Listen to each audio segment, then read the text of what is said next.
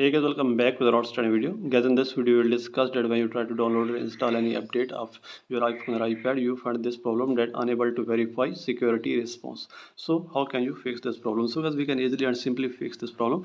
First of all guys, you may open the settings of your iPhone or iPad, and guys, you may make sure that you have an active internet connection.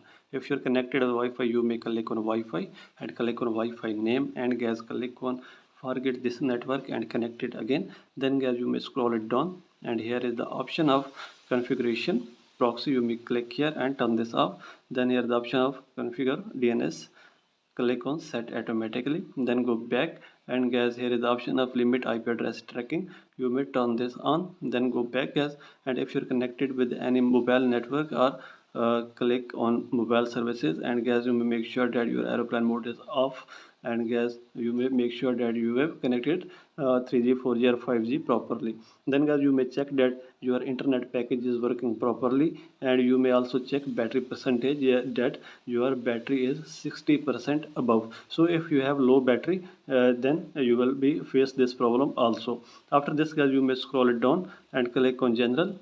So here is the option of date and time. Click here and click on set automatically, and here is the option of VPN and device management, and if there is any VPN is connected, you may disconnect this.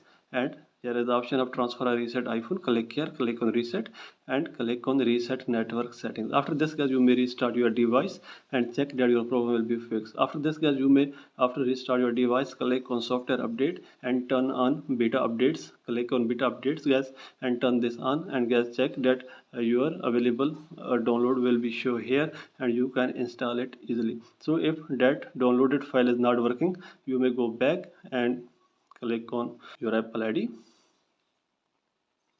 and click on iCloud and click on manage account storage, and guys, you may delete that downloaded file. And after this guys, you may go back and open general again and click on software update and update that file again and install it again.